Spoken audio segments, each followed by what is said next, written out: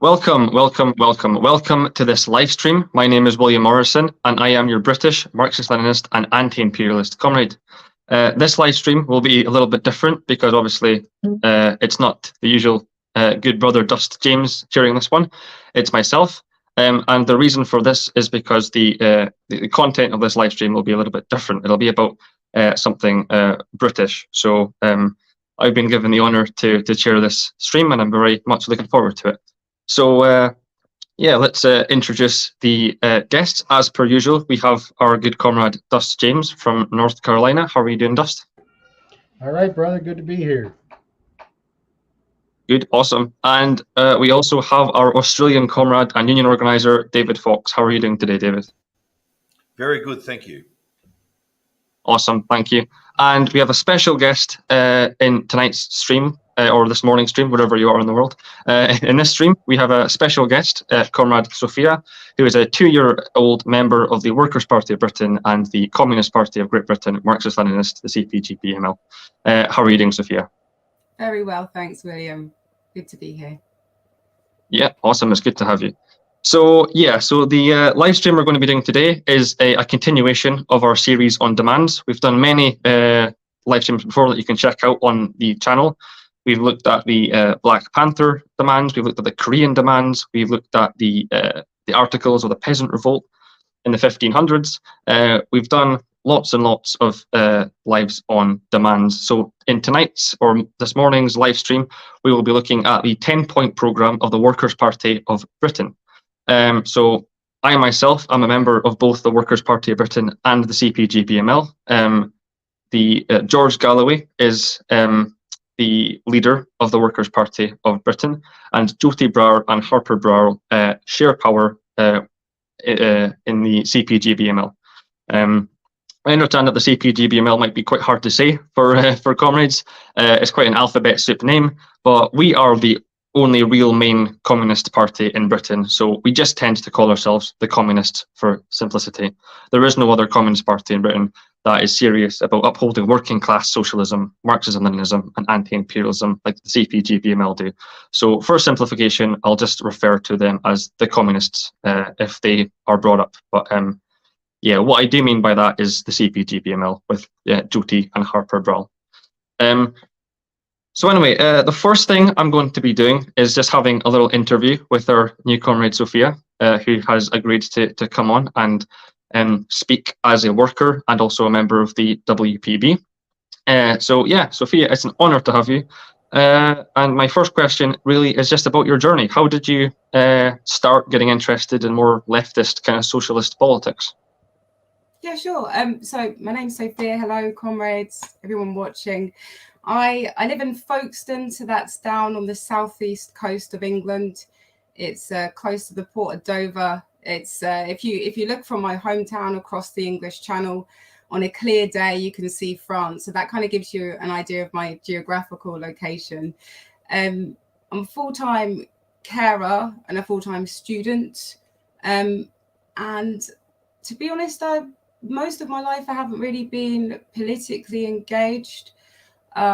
My dad always said when I was growing up, don't believe any government, don't trust any politician. And my mum was very much, we're working class, so it's our duty to vote for the lesser of two evils and vote for Labour. And she's always been in trade unions her life too. That being said, I was never actually motivated enough to vote for anyone. I never really believed anyone, to be honest. And my journey is very similar to a lot of people that have, and a lot of comrades that have come into the Workers' Party and into the CPGPML too. And it was because of Jeremy Corbyn, quite honestly. When he was elected Labour leader, I believed him. It was the first time I genuinely thought there could be some material change of our conditions. And I mean, the bar was low, like it was, but there was a bar for the first time. I mean, I didn't agree with everything the Labour Party obviously put forward, but it was enough to get me out into the streets and campaign and work really hard for Labour. But we all know what happened there. Jeremy Corbyn backtracked on Brexit, which was, one of the largest voter turnouts, mostly of working class people, backtracked on Brexit. And there was lots of elements. There was wreckers in the Labour Party. The media was absolutely frenzied. I mean, one day I was actually in town. I was in my hometown with a Labour banner. And I remember a lady coming over to me and actually pushing me over and calling me an anti-Semite. Like this is how frenzied the media was. And the problem is when you're being attacked, you don't stand your ground, then you're giving your opponent, your enemy's power. So yeah, I mean, it all went downhill from then. Of course, the Conservatives got in, and I was in an echo chamber, and I was I wasn't disappointed. I was heartbroken. I really thought we were going to change something. We're part of a movement that was going to change something, despite the media and everything else being against us. So I didn't think it was all for nothing. I thought, right, I'm going to go and have a look about and see what Britain has to offer in terms of socialism, this word I discovered. And there's a lot of parties in Britain, like Trotskyite parties. I didn't know what Trotsky meant or Trotskyite meant, but they all have socialist in the name. So I'd go over to their agitational material, go over to their websites, and I think, yeah, okay, like the domestic content and analysis that was on their material was, I could get along with some of it. But there was just something, like there was something that wasn't right. And it was always, it echoed mainstream media, like they would be attacking China for whatever reason. So I'd go onto the internet and I'd be like, okay, well, people my age in China, I'm 33, most of them have a house. I have to live with my parents, you know, while I'm studying full time, I'm working full time. So are they the bad guys? So nothing really appealed to me. And so there was this imperialism. I didn't know what that word meant. And there was also this identity politics, this wokeism. And I tell you what, if you can't tell me what a woman is, if you can't say it's only women that have a cervix, then I'm not going to take your political position very seriously. In fact, I'm not going to take you very serious. We're in like a material reality. So that's really how I came to the Workers' Party. And the big difference is that when I joined the Workers' Party, I was given a book. I was actually given The Foundations of Leninism to read as an education. And in the years I was with the Labour Party, they wrapped me up in a flag and get me out in the community. But there was no cross consciousness, there's no awareness, there was no education.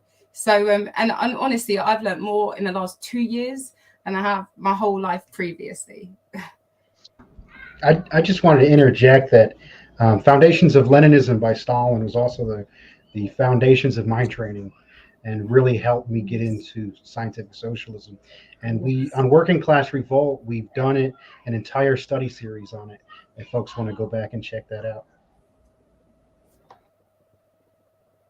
Yeah, the first live stream I joined was doing the reading some chapters of the Foundations of Leninism. But yeah, Sophia, that was a really inspirational story. You raised a lot of good points from the fact that we have hundreds and hundreds of very small British organisations. You know, we've got the Revolutionary Communist Group, we've got the Socialist Party Scotland, we've got the International Workers Organisation. We've got loads of different organisations, and just they're all so small they can't come together or agree on anything. There's absolutely no left unity, and that just kind of is the material reality in Britain right now. Unfortunately, there are lots and lots of so-called communist and socialist parties, just none are actually powerful enough to do any actual work because they're so fringe and they're so small and they're so splintered. So it's a shame. And I also think it's interesting how just different people have different journeys in coming to socialism. From what I heard you say, and correct me if I'm wrong, but yeah, you came from quite a apolitical to a kind of liberal left kind of political route, and now we've came to scientific socialism and anti-imperialism, and it's just I find it very interesting how different people do have different journeys. I myself was brought up to be quite be a Christian conservative, and I was taught the Bible, and I was taught to be proper and stuff, and just that kind of household, that kind of family upbringing. So when I finally started getting into socialism, even vague leftism, I had a lot of family members have a lot of disdain for that. So we've all came from very, very different places, but ultimately we all end up in the same place, which is socialism, because that is the material reality of the societies that we're living in. There's a science behind it. We're not just some sort of conspiracy theorists. There's an actual science behind what we're trying to do here. There's fundamental laws, and anyone with a good pair of eyes can see it blatantly, clear as day. So yeah, and again, you mentioned the media hating on Corbyn and hating on China and Russia and just kind of choosing enemies and friends for us, telling us who our friends actually are. And it's just not on. Like you said, home ownership in China is about 89%, whereas in Britain it's about 18 to 20%. Everybody pretty much had a home in China. So the reason they do that, they get us to hate China, is the same reason why they slandered and dragged Jeremy Corbyn through the mud of the left Labour contingent. Like you said, he actually was somebody who might have actually been able to achieve some sort of material improvement of Britain. We've been ruled by Conservative rule for 14 years now. We've had 14 years of Conservative rule, of austerity, slashing funding to public services, which have left our police force and our NHS on its knees, just begging for something to come over. And people are really just starting to give up. So Corbyn came here, and he was by no stretch of the imagination a socialist or a communist.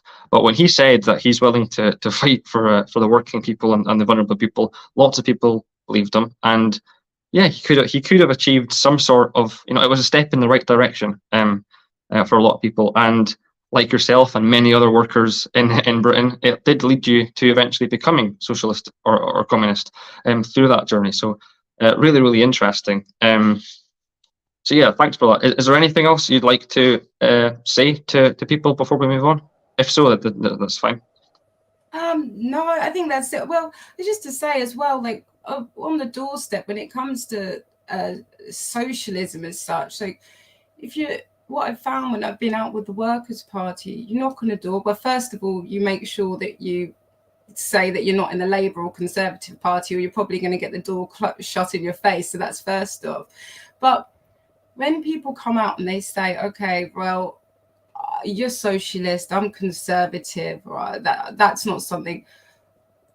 I always turn around and go, look, are you a worker? Or they say yes, or I was a worker, or I can't work. Well, okay, you're part of the working class then, aren't you? So have a look at the 10-point program, because everyone I've met on the doorstep and I've shown the 10-point program to has nothing against it. They're all for it. So I'm looking forward to discussing it with you guys this evening. Absolutely, yeah, thank you. So would you say from your experience that this 10-point program we're about to read in a minute has actually been effective in bringing people over and joining the Workers' Party and becoming a little bit more class conscious? Definitely. It's straightforward. And as George Galloway says, it's common sense. And I mean, we'll talk through it. I think most of these things are, apart from maybe number one, if you're not really, it affects people's daily lives. I mean, number one, you have to kind of explain how it does to some people if they're not politically engaged. But yeah, it's common sense politics, and it's easy. Absolutely. Well, without further ado, let's kind of jump into the text then. It's a great setup, great context there. So let's start. So if does everybody have access to it? Yeah, we're good. All right, cool. I'll give it a minute. So yeah, we're just going to read the 10 points right now. We'll do one at a time. I'll start with number 1, and then we'll go Dus, James, David, and then Sophia. And then when we'll stop, it'll go back to me, and I'll ask for a round of general responses to the text. So I'll start. So this is the 10-point programme of the Workers' Party of Britain, George Galloway's party. And number 1 is, we demand an end to imperialist wars and financial domination, starting with the withdrawal from NATO.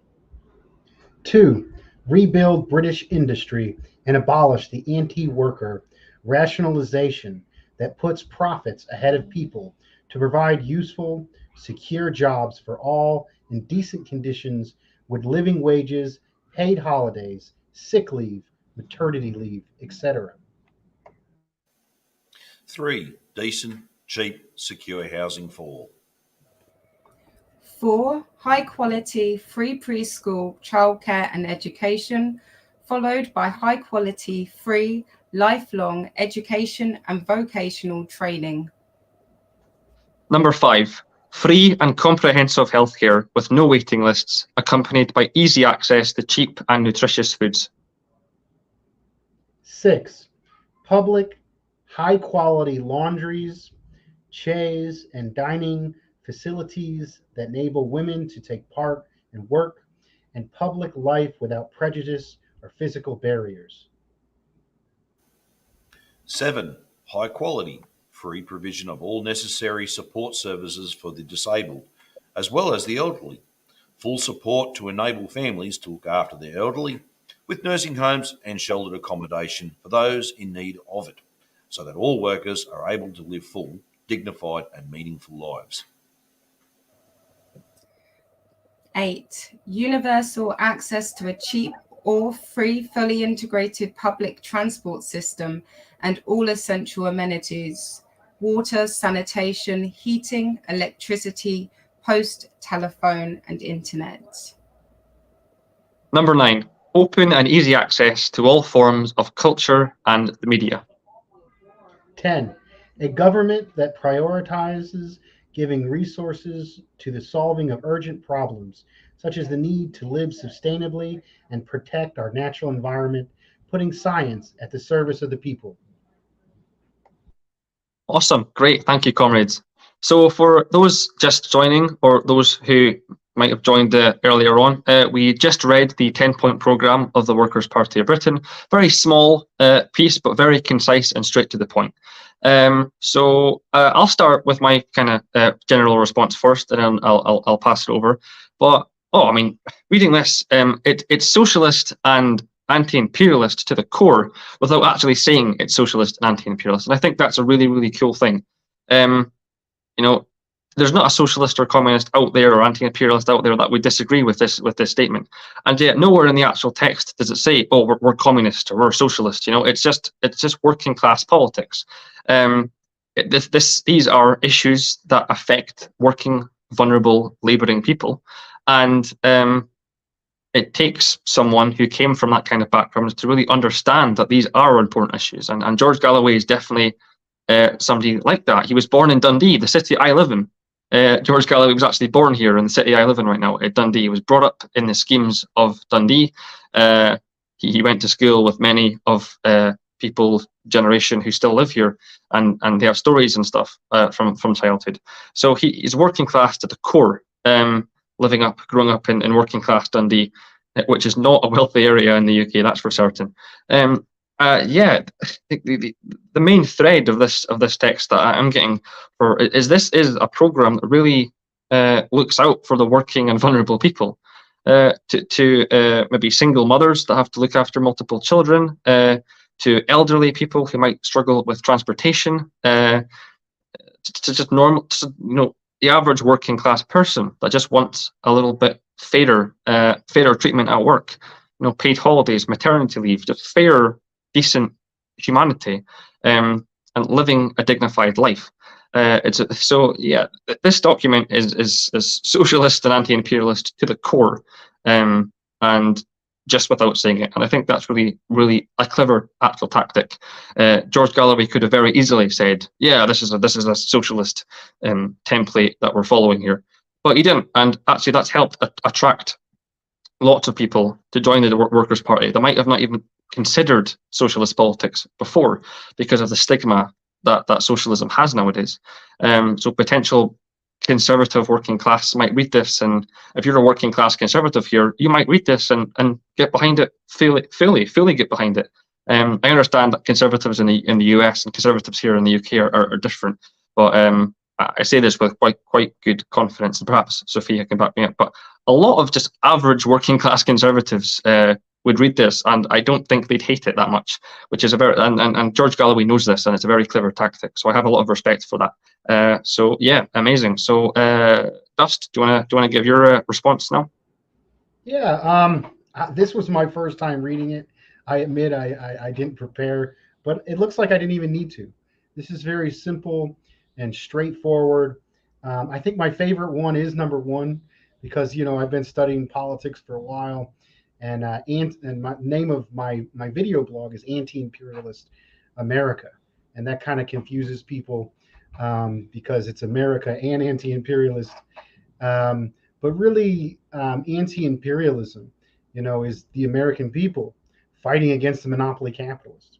And right in the first point, end to the imperialist wars and financial domination. That is imperialism, monopoly capitalism. They tied the two things together: the war at home and the war abroad. The monopoly capitalists waging a war against the workers, waging a war against the oppressed nations and their allies. I mean, right now they declared war on us by raising gas prices and raising inflation and raising the grocery prices. They declared war on Russia, which is an ally of the oppressed nations that has been, stabilized the Venezuelan oil when it was attacked, that fought against the U.S.-backed terrorists in Syria, and is now fighting to rid the world of the Nazis and the Ukraine that the United States and the CIA has been backing. Also, right on there, withdrawal from NATO. I think that's a good point. And I think even conservative people in the United States don't like NATO either. And it's usually, and they might put, some weird reactionary reasons because of it. But I think when it comes down to it, a lot of it has to do with they recognize their position as workers and this group of oil banking cartels that we recognize scientifically as the monopoly capitalists are really humanity's main enemy. And they might not have the vocabulary from a scientific socialist language, but they understood it. And this simple document really gets down to it. Another thing I really like about this document is I can hear Jody Braw's influence. I can tell she had a hand in writing it, and I'm a huge fan of Jody. I watched a few of her lectures on the women question, as Lenin would say, and I really like. I'm a working class truck driver from North Carolina, and when you think about feminism, you don't think much about myself. You think about city folks and stuff like that. But I think Jody Braw, with this kind of idea of proletarian feminism or proletarian women's liberation, whatever you want to say it, I don't feel like, oh, you need to shut up and you need to get out of here or whatever have you. It's about putting out demands that lift up the entire family unit, that really lift up women workers beside us, sisters, spouses, family members, parents, single moms, really taking away those physical barriers, that are attack on all working people, attack on the family, offering free healthcare, free education, free childcare, free cooking services and laundry services, taking that out of the realm of the private, domestic, unpaid, unrecognized labor and putting that into the public sphere. And I think that's a wonderful and amazing thing that we could achieve if we were able to build power and take it. Thank you for that, Dust. Yeah, you make very good points.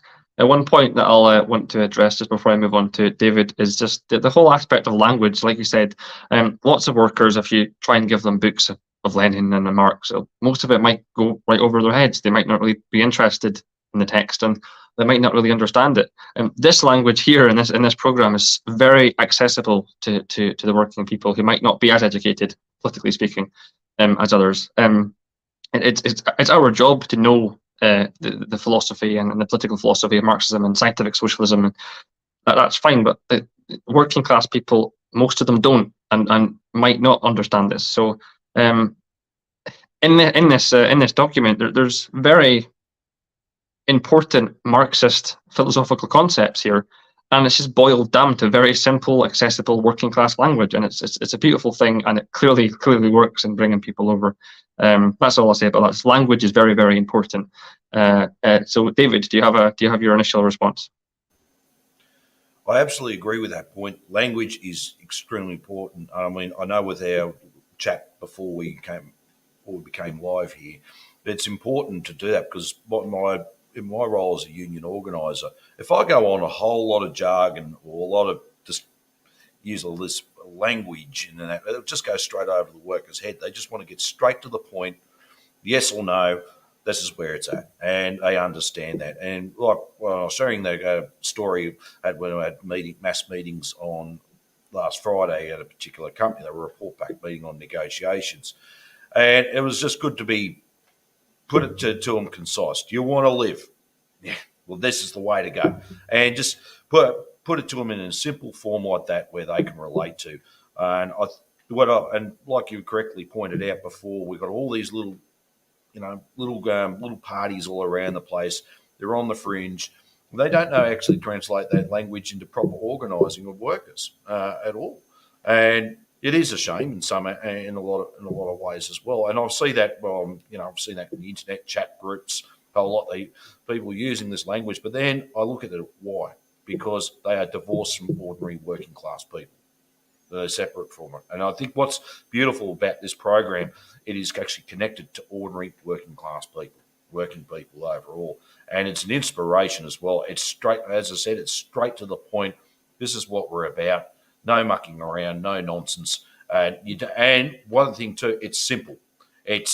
You don't need a long document. And I know I've been involved in organisations before. They've got this long-winded document, every paragraph numbered, down to the slight detail. I mean, we're not trying to read a university thesis here. We want to read a simple document. Most workers are working long days as well, and I understand. I still do at times. After a long day at work, whatever, you don't want to be reading a document about 3 inches thick. You want to be it's straight to the point. And this is a fantastic organisational tool as well because this generates discussion. The workers go, well, I'll just, if you don't mind me sharing it again. I mean, when you have a look at this one, rebuild British industry and abolish anti-worker rationalisation that puts profits ahead of people, provide useful, secure jobs to all decent conditions with living wages, paid holidays, sick leave, maternity leave, etc. That nails it. Just remove it. I mean, especially for someone like me, I'm a boilermaker by trade, and being a trade unionist as well, and a socialist communist. And fact is, I've seen what's happened. Unions, and no doubt it's no dissimilar to over in Britain there and America, the shackling of union power, or actually deliberately taking away their fighting ability, and seeing the collapsing of our living standards go down the tube. And as I said, we're no different here in Australia either, but profits seem to be kept escalating further and further. And every day, workers are here talking about trying to how we're going to meet the cost of living. And I think when we see something like that, they can relate to it. They think, yeah, we need to get back to do something about this.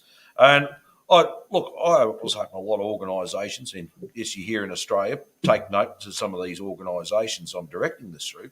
Take a good leaflet out, and it's a powerful lesson to be learnt here. You don't need something like that, and it's a way to organise workers. Amazing, thank you for that very straight to the point remarks. Great, fantastic.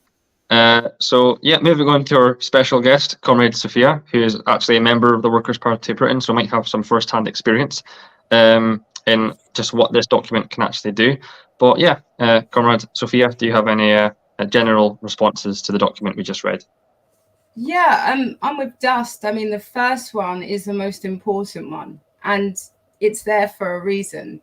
Now, I'll be quite honest, several years ago, I would have looked, if someone had handed me this, I'd have looked through and I'd been like, oh, free public transport, that affects me. Now, what affects my daily life? I would have looked at an end to imperialist wars. I think, yeah, of course, I don't like wars. And I've heard NATO isn't good because I know a few socialists that said it's bad. Honesty. So that's our jobs as socialists, as internationalists, to speak to people and get them to understand that there's no liberation for us. Well, we're busy exploiting and pillaging other countries somewhere over there.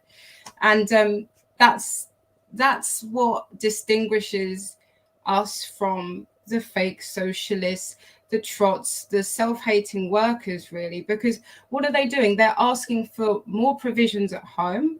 They're saying, right, life will be better if we increase our wages and we get these certain conditions.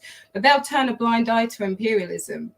They will let that slide. And so, I mean, now, of course, a good example, like you mentioned, we've got Russia and what's happening in Ukraine, and you can actually go to people and go, right, like your material conditions, like this winter, people are going to be choosing between heating and eating, and our government sent a lot, like millions to Ukraine. And if someone goes, well, okay, well, you know, Russia actually for a very long time tried to reach a diplomatic solution. And now the inconsistencies in the media are really apparent. People are listening and they're understanding. And so, yeah, it's our job to put that across. And of course, immediate withdrawal from NATO and the push for disbanding NATO is only there to bring down the Soviet Union and stop any hopes of socialism reappearing. But there's so many good things in here. Just to go with the cheap and secure housing. Obviously, I live with my mum and dad at the moment in my early 30s. There's absolutely no chance of me moving out anytime soon while I'm studying. That's me working full time. And people are struggling. I think there's over 1 million people waiting for social housing in this country. And where I live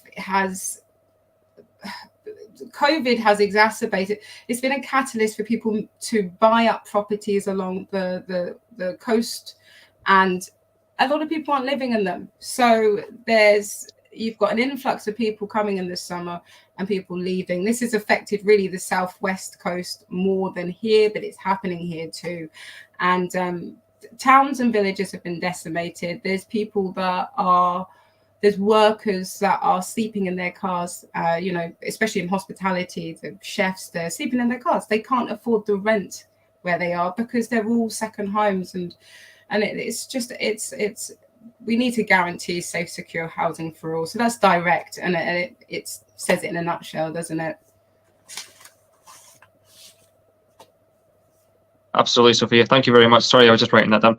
Yeah, you raise a lot of good points that I kind of want to address. We have time, so I think I will address them. But yeah, earlier on in your remarks, you said that it's the job of socialists to just to speak to people about problems, and like you said, that's one main thing that differentiates us, real working class kind of socialists, to the Trotskyites and the pseudo Marxists and the synthetic and the woke left. They don't. A lot of them are very antisocial people. They just kind of like to mind their own business and not speak to people, or they're almost chronically online.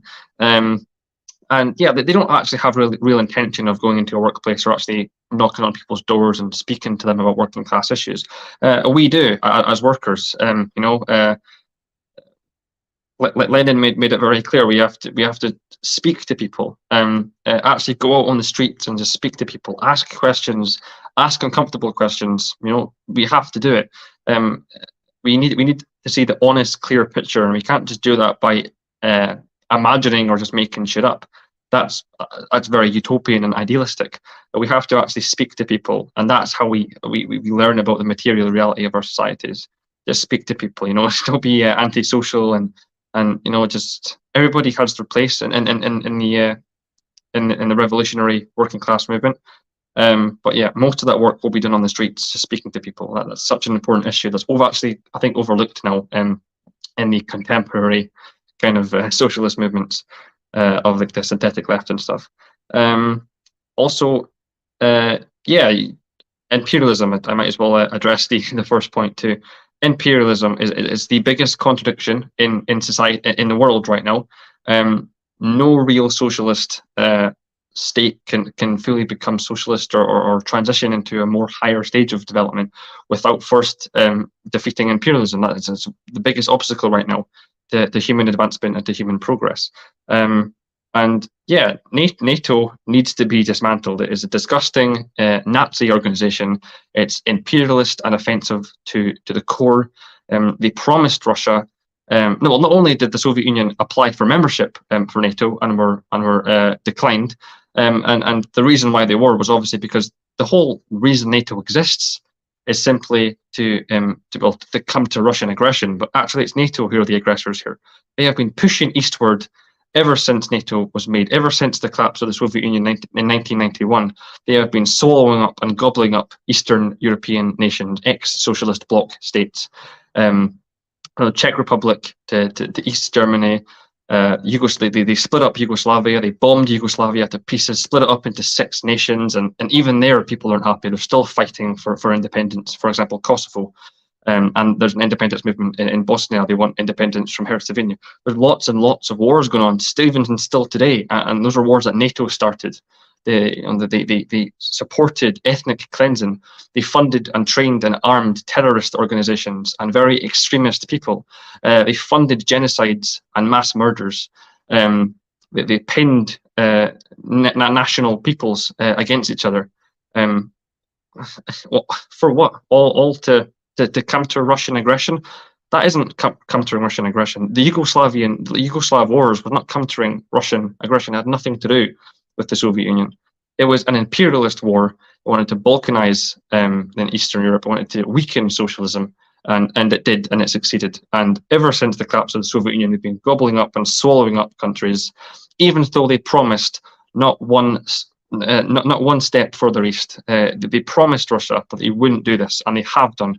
And not only are they doing that, they're now setting up nuclear plants in Ukraine. They're funding the Ukrainian government to set up bioweapon labs, testing on biological weaponry. They're funding or glorifying the Banderite and Azov battalion that are openly, proudly Nazi organizations. The Banderites is a Nazi organization that dates back to World War II, where the Banderites actually helped Nazi Germany round up Jews to send to concentration camps, and 8 million Jews in Ukraine were killed, and nobody really speaks about those. Everyone talks about the Holocaust and they think about the 6 million Jews that died in Auschwitz, but actually lots more Jews died on the Eastern Front, and it was only really communists that helped fight for the survival of the Jewish people. And groups like the Banderites and the Azov Battalion, they helped Nazi Germany round up minorities. Even before the Nazis had started their invasion, they were preparing for the invasion by rounding up people and attacking minorities. They used horrible divide and conquer tactics, just disgusting stuff. And these are all things that are represented by NATO. These are the historical context of the whole creation of NATO. Just disgusting, reactionary, Nazi elements to the core of the organization. And British workers, progressive or conservative, have no interest in continuing our membership in NATO. Like other comrades here mentioned earlier, most, even conservatives, want no part in NATO anymore. If you speak to regular working class people, even if they're slightly reactionary or conservative, they have no interest in what's going on in Russia or Ukraine. It's none of our bit. It's not our issue. We are Britain. We want no part in any of these European wars anymore. We want away from it all. We want to build our country. We want to take back control for the working class, and we want to build up our country. Socialism in one country. That's the kind of platform we're going on. So yeah, imperialism is so important, and it affects everyone. So a lot of people who might not be very politically conscious might be confused at the first rule. It's quite different from the other 9, how it can relate to working class issues, because it's kind of a geopolitical kind of international affairs kind of issue. That takes more explaining, but ultimately it should be there. It should absolutely be on the list. It's probably the most important one to all people who actually do know a bit about what's going on with politics and geopolitics and international affairs and stuff. Just absolutely. So yeah, and a little bit at the end of your remarks, Sophia, you mentioned kind of the cost of living crisis, and how this winter people are going to have to choose between heating or eating. That's the phrase you used. I like that because it rhymes. It's a catchy phrase. People in Britain, working class people in Britain, maybe some people who work full-time jobs, 50, 60-hour weeks, they will have to choose between heating their homes or eating meals. And that's a choice that they're going to have to make, because the energy companies are raising prices. They're using the Ukraine war as a facade to do it, but really it has absolutely nothing to do with what's happening in Ukraine. It's an opportunity for transnational corporations to just absolutely exploit and oppress the British working class. Elderly people will freeze in their homes. Children will go to school hungry, as they have done for almost 20 years of Conservative rule. Britain has been, England, up here we have the Tartan Tories, we call them the SNP, the Scottish National Party, we call them the Tartan Tories, pretty much the same party, just Scottish nationalists. Pretty much the same party, same policies, same unspeakable, inhumane acts against the working class. But yeah, I mean, even in Edinburgh, the capital of Scotland, Edinburgh, for a 2-bedroom apartment, you're looking at about £2,000 a month rent. That's the capital city. I know it's a lot worse than in England. That's probably quite cheap from an English perspective, but it's insane. So yeah, this document is just an amazing document, and it really, really attracts working people. And I think the Workers' Party of Britain is the future of British working class politics, and I certainly hope it is, because it deserves to be, because this is golden literature. I wish the Workers' Party of Britain all the best, and their sister organisation, the CPGBML. There are 2 parties in Britain. They're pretty much brother and sister. They're have absolutely amazing relationships. Jyoti Brar and George Galloway are very close comrades, and yeah, I can't wish them the best enough. So we think we're up 40 minutes. This hasn't gone on as long as I expected, which is a good thing for the viewers, because they probably don't want to watch us talk for 1.5 hours. So I think we'll just move on to the closing statements, unless anybody else has anything to say. No? All right. Cool. So I'm going to start with Gus James, if you want to give your kind of closing remarks of the live stream, and give it away. Let's see. I wanted to hear. I kind of I talked a little bit on the women's question myself, but I'd like to hear Sophia's response to it, and how she sees that, and what kind of outrage she's done in the response that she's had to their position on it.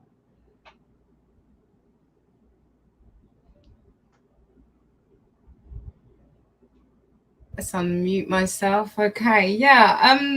Well, look, neoliberalism has fried a lot of brains. I think you talk to people, and it's something, actually. This is the one on there that, when I've spoken to people, they think, so I'm referring to number 6, which I'll repeat, is public high-quality laundries, creches, and dining facilities that enable women to take part in work and public life without prejudice or physical barriers.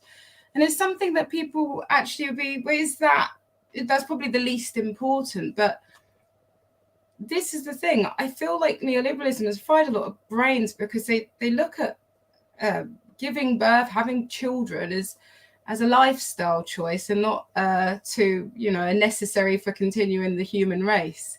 And it's having these facilities allows women to actually partake. I mean, what do you have at the moment? You don't have any social spaces. You can be at home with your children, and you have no help.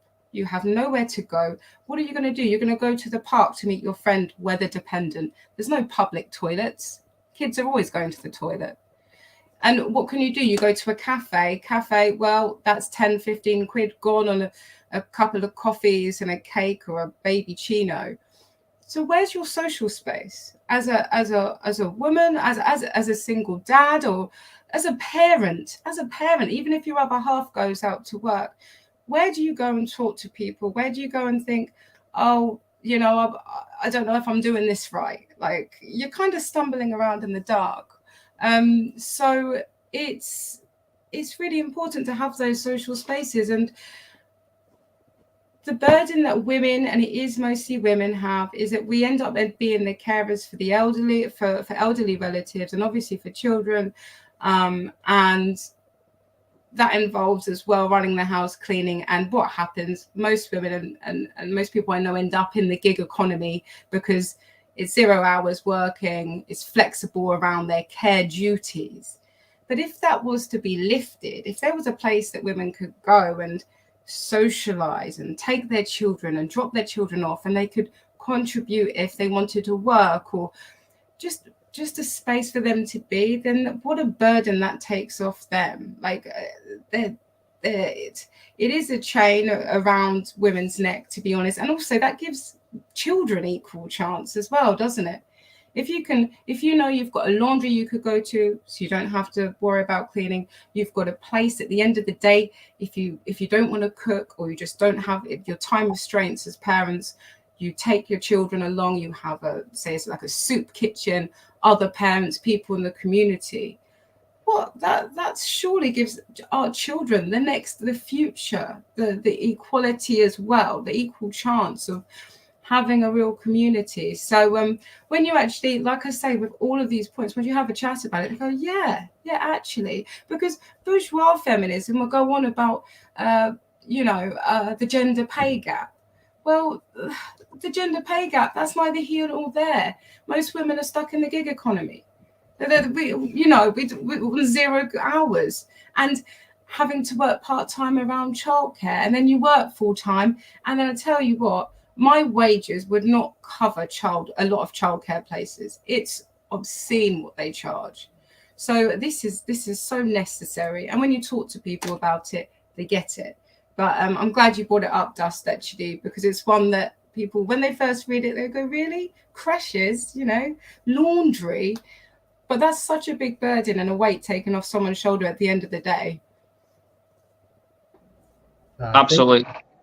Yeah, thanks a lot for that little speech, Sophia. That was really, really inspiring, actually. Thank you for that. It was great hearing it from yourself. Lots of you probably don't want to listen to just men talk about the women's issue. It's actually good to hear it from a women's perspective. Thank you very much for that. Dust, on you go. I want to thank Sophia so much for coming on.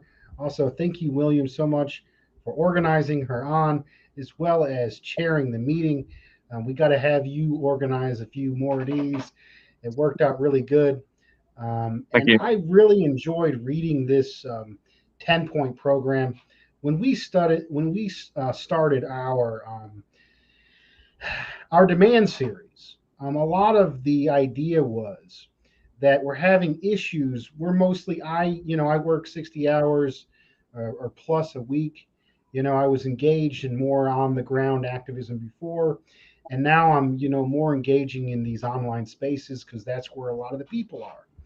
And I noticed there's a lot of these trend from younger comrades and others who they just want to seem like they're cooler than everybody, seem like they're more edgy. Like, oh, I'm a communist, not like all them other dumb rednecks who don't really understand communism like me, the one true Maoist, the only true revolutionary line or what have you. And I'm just sick of hearing that. So I'm like, why don't we do this demand series? And everybody likes to say, oh, the Panthers, they're so cool. They got the berets and the leather jackets and the shotguns, and they pissed all them crackers off or what have you. But then if you look into what the actual demands of the 10-point Panthers was, and they had a 10-point program too, and they copied that from the Korean Revolution. They were communists. A lot of liberals like to manipulate. Everybody loves the Panthers. The liberals manipulate them. The ultras manipulate them. And you look in what they said. They said, "Oh, we want food, housing, educations." stuff that the average worker on the street can go out here and say. And the Workers' Party of Britain has captured both the legacy of the Koreans and the Panthers perfectly. And they have this 10 points, and they got it addressed to the people and the people's needs. And I think that's where we need to come from, and that's what we need to do. We need to get out of our own little clique spaces acting like we're all the best, and we need to talk to people that never heard this message before. Talk to family members, talk to coworkers, talk to neighbors, and tell them that socialism ain't about burning everything down. Socialism ain't about being cool. Socialism is about building power amongst the people so we can improve our lives. And we need it more than ever because we're seeing worsening and worsening conditions. More and more people are waking up. And I'm just glad to be alive right now in this opportunity where we can see an end to this disgusting, horrible system and build a better future for working people. Thank you very much for that, Dust. Amazing closing remarks. David, do you want to go next? Well, when reading that 10-point program, I loved it. I can't find any fault with it. You can't. It's actually one thing and just continuing on what Dust said, when we started looking at these point programs of many organisations around the place, they were concise and they came out of the material needs and material conditions of that particular time, and still quite true for us today. And these were actually developed by real working people involved in engaged in struggle. Then these are, and also those are connected to working people. On that, these weren't people who are just sitting on the internet all day and having internet dramas and getting to senseless arguments and etc. These are people, from the hard slog of everyday living for working people, and I get that, and that's where it's all going to come from. And what's amazing out of all this, the whole thing, this is a great way a great program to use to organise around, and I think it's a call to action. That's what I was wanting to refer it. Sorry, I was calling it. It's not a debating society. It's not that. And like I've said about Marxism before, it's not up for debate. It's not a debating society. It's not a talk fest. It's a guide to action. It's a toolbox to be used to move forward. And that's what and I think what they even said back in Marx's time, what was even to now, is still quite true for us today. And seeing something like that 10-point program is a very excellent example of what we can use as a tool to move forward. And look, I have to say, you've done your comrades over the UK have done some fantastic work. I've said this before. I said if I happen to be living in the UK, I'd be knocking the walls down to join both parties, CPG, MLs, and the Workers' Party any day. I'll kick the door in, letting me in. So I'm going to give me that formal sign, and because I think that's it's something to inspirational for us here in Australia. And there is a lot of stuff. Most of all of it pretty much is relevant for us here in Australia. I hear the excuse like, oh, it's not as bad as overseas. Oh, it's not as bad as that. We need to break that attitude. It is getting bad here, and it's even sometimes might be getting worse. Our conditions might be a little bit different here, but however, it still be quite applicable here. And I'm hoping for viewers and future viewers, when they watch this, to take a leaflet out of that, or take that 10-point plan and look at it, study it, and see what applies to them. Because I think all those 10 points, I think, are quite applicable here for us in Australia. And I also too, this totally breaks through the whole myth, and it's good to actually breaks that whole barrier down, regardless of what individual workers' views on all sorts of other issues and that. It breaks it down back to the bread and butter. That's what I've been meaning to say. It's getting back to the bread and butter, our basic survival. Because the question I've always had now for every worker out there, do you want to live? Do you want to live? Well, if so, we've got to be prepared to push back and fight back. And that, looking at that program, is a fantastic document that can be used as well to rally around. Thank you very much for those supportive and encouraging comments, David. Much appreciated. So, one last person to do their closing remarks. Comrade Sophia. Oh, well, Dustin, David really covered everything that I wanted to say so eloquently. It really is that what David just said. You have these different, you're not going to agree with everyone. You're going to have disagreements, But this is what I put in front of them every time. If at anyone we're arguing about things, that's normal. You put this 10-point program in front of them and they're engaged. They ask questions and we can have a conversation about them. And like I say, that I haven't met anyone that doesn't like everything that's on there. So it's a fantastic tool to use, and it's a great aid to getting the message out. And yeah, I mean, if you're in Great Britain, come and join us. But the Workers' Party is, like I say, it's an education. And I've got to say, from our study classes, from our organizing, like, it's just individually liberating. It's individual, because I have some kind of understanding now of what's going on around me. It makes sense of everything that's going on around me. And it is that class consciousness. We just want to get the messages out. And if you're into it already, come and join the CPG BML. If you're not sure, but you like our ideas and messaging, then join the Workers' Party. But yeah, it's bringing everyone with you, and it's fantastic. It's really good. Proud of it, and we'll keep soldiering on and getting it out to everyone we can. Awesome. Thank you very much, Sophia, for that. And yeah, I'd like to join Sophia in encouraging all British comrades to join the CPGBML and the Workers' Party of Britain, whatever organisation will best serve your needs. Like Sophia said, amazing. I encourage you to join both organisations.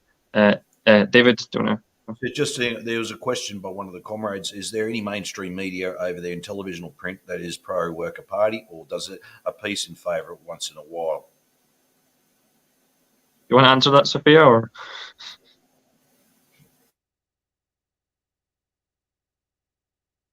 You're muted. Well, You're mute. Okay, I'm laughing here. No, there isn't, is the answer to that. We struggle to get our message out. All the algorithms and everything's against us. George Galloway's personally been labelled a Russian state-affiliated media, which I think that creates some kind of shadow ban on his accounts.